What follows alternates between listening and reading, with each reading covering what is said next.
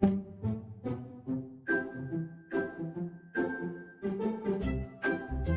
家好，我係月仔，歡迎乘搭越來越好專線。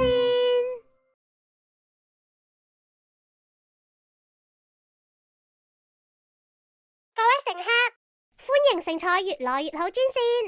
今日我哋一齊遊覽首陽明大腸經。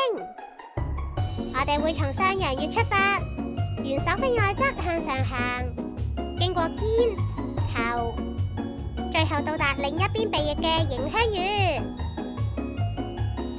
首陽明大腸經主要用嚟緩解五官疾病、熱病、皮膚病、腸胃病以及經脈所經過嘅其他疾病。我哋今次會主要帶大家遊覽合谷、曲池、肩穴、手三里。食咗藥之後咧，你一定會好似之前咁容光煥發、神清氣爽。皇后娘娘吉祥。臣妾近日聽聞娘娘鳳體欠安，所以今日特意前嚟探望。貴妃有心啦。娘娘日日操勞，臣妾點敢打擾呢？臣妾聽聞娘娘嘅症狀，如若按摩合谷穴，即可大幅緩解。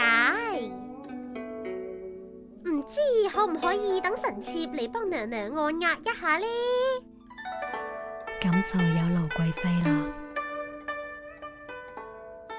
貴妃講得啱。所謂面口合谷收，合谷可以緩解目赤腫痛、牙痛、流鼻血、口眼歪斜、耳聾。喂，老細，你講咩話？喂，等五官疾病係一個相當重要嘅穴位。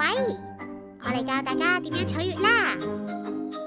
用一隻手嘅手指公指間關節橫紋放喺另外一隻手嘅手指公同食指之間嘅指撲邊緣上面，手指公尖端嘅位置就係合谷穴啦。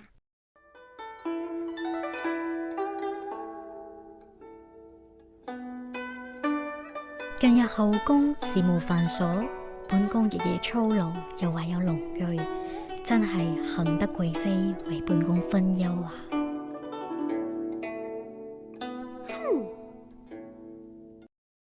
哎呀，幫大肚婆按壓合谷穴，即係擺到明係送皇后流產嘅啫。孕婦同經期婦女都唔可以按壓噶。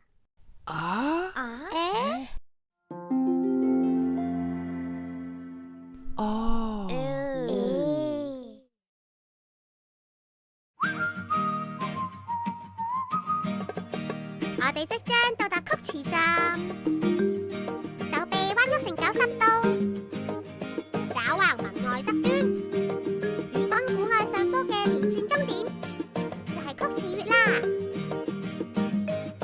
濕疹嘅朋友記住啦，要經常按摩呢個穴位，可以幫助清濕熱，又可以驅風止痕護膚。我哋繼續向前行。下一站係肩穴站，肩穴嘅取穴方法亦都好簡單，將上臂外展或者平舉，肩部會出現兩個凹陷位，其中肩峰前下方嘅凹陷位就係肩俞穴，有利於緩解肩部疼痛，特別適合有肩周炎嘅朋友。各位乘客，我哋會先喺肩穴站稍作休息。大家唔好忘記啱啱講過嘅合谷、曲池同肩俞穴，之後仲會用到噶。之後嘅旅程會更加精彩，千祈唔好錯過啦！